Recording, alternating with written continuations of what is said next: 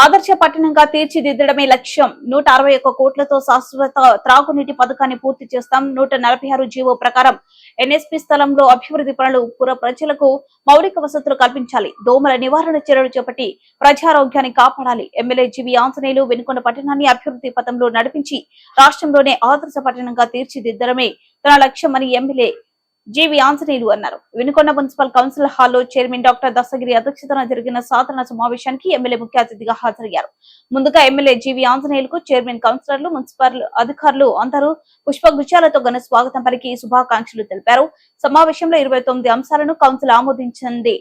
అనంతరం ఎమ్మెల్యే జీవి ఆంజనేయులు మాట్లాడుతూ వినుకొండ పట్టణంలోని కొన్ని దశాబ్దాలుగా నెలకొన్న త్రాగునీటి సమస్యను శాశ్వతంగా పరిష్కరించేందుకు నాడు టీడీపీ హయాంలో 161 కోట్ల నిధులను ప్రభుత్వం నుండి తీసుకురావడం జరిగిందన్నారు. దానివల్ల ప్రజలు మంచినీటి సమస్య పరిష్కారం కాల. ఖచ్చితంగా మొన్న మంత్రి నారాయణ గారితో మాట్లాడా. మళ్ళీ ఇది కేంద్రం నుండి కూడా మళ్ళీ రీఅప్రూవల్ చేసుకోవాల్సినటువంటి అవసరం ఉంది. చాలా కాలం అయింది కాబట్టి దీని టైం పీరియడ్ కూడా బహుశా అయిపోయి ఉండొచ్చు. కాబట్టి దాన్ని మళ్ళీ ఫోర్స్లో పెట్టి రెన్యువల్ చేసి దాన్ని మంచినీటి పథకాన్ని కంప్లీట్ చేసుకోవాల్సిన అవసరం ఉంది. శాశ్వత మంచినీటి పథకం సాధిస్తాం, పూర్తి చేస్తాం. Okay, thank you sir. మీ అందరి సహకారంతో. అట్లాగే 146 జీవో ప్రకారం ఎన్ఎస్పి స్థలంలో మనం అభివృద్ధికి గతంలో 146 జీవో తీసుకొచ్చాం. ఆ 146 జీవోని దాని ప్రకారం అభివృద్ధి చేస్తాం. ఎన్ఎస్పి స్థలాన్ని షాపింగ్ కాంప్లెక్స్ తీసివేసి ఎవరు ముందుకు రాలేదు. ఆల్రెడీ తీర్మానం కూడా చేసుకున్నారు, క్యాన్సిల్ చేశారు ఎన్ఎస్పి స్థలం.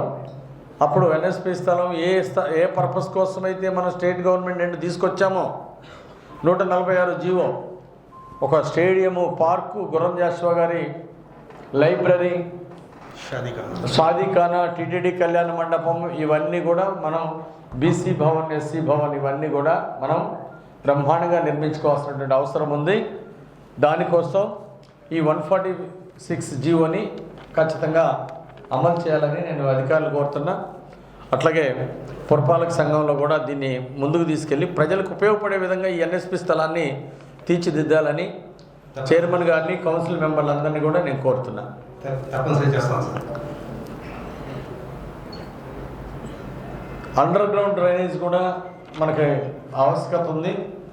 దాన్ని కూడా మున్సిపల్ మంత్రి గారితో మాట్లాడి దాన్ని తర్వాత ఎస్టిమేషన్స్ తీసుకొని భవిష్యత్తులో అండర్ గ్రౌండ్ డ్రైనేజ్ తీసుకొస్తే వినుకొండ టౌన్కి భావితరాలకి బాగుంటుందని చెప్పేసి నేను ఆశాభావాన్ని వ్యక్తం చేస్తున్నా. అలాగే టౌన్లో, వార్డులో ఉన్నటువంటి సమస్యల్ని ఎప్పటికప్పుడు అధికారులు పరిష్కరించాలని కోరుతున్నా. గతంలో నిధులు టౌన్లో పారిశుద్ధ్యానికి, మౌలిక సదుపాయాలకు ఖర్చు పెట్టాల్సిన డబ్బులు కూడా టౌన్లో, వార్డులో కొన్ని ఖర్చు పెట్టలేదు. చాలా వార్డుల్లో కౌన్సిలర్లుగా గెలిచిన వార్డులో కూడా వాళ్ళకి సరైనటువంటి అభివృద్ధి అక్కడ వార్డులో కౌన్సిలర్లు భావించినట్టు వాళ్ళ సమస్యల పరిష్కారం కాలేదు. ఆ నిధులు తీసుకెళ్ళి ఎక్కడో ఊరి బయట ఎక్కడో ఖర్చు పెట్టారు. దానివల్ల టౌన్లో, పట్టణంలో, వార్డులో ఉన్నటువంటి సమస్యలు అలాగే పెండింగ్ ఉండిపోయినాయి. కాబట్టి నేను కోరేది ఏంటంటే మున్సిపాలిటీ నిధులు, మున్సిపాలిటీలో మౌలిక సదుపాయాలు కల్పించడానికి, ప్రాథమిక సమస్యలు, ప్రధానంగా ప్రజా సమస్యలు, ప్రజలు దేంతో ఇబ్బంది పడుతున్నారు, ఈ కరెంటు సమస్యలని, ఇలాంటి వాటికి తక్కువ ఖర్చుతో ఎక్కువ